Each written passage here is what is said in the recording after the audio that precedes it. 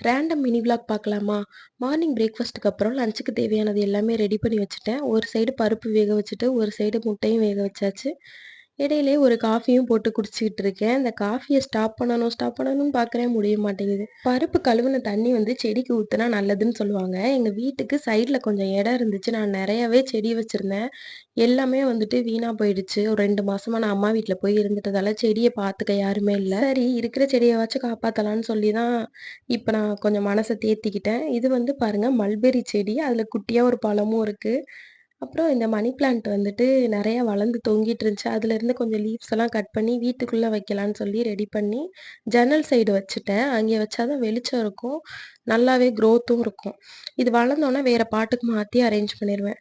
அப்புறம் சைட் டிஷ்க்கு வந்து முட்டை வந்து வறுவல் மாரி செய்யலான்னு சொல்லி ரெடி பண்ணி வச்சுட்டுருந்தேன். ஃபைனலா லஞ்சும் ரெடி. ஈவினிங் ஸ்நாக்கு இந்த மொள கட்டின பாசிப்பயிறு சாலட் தான் சாப்பிட்டேன்.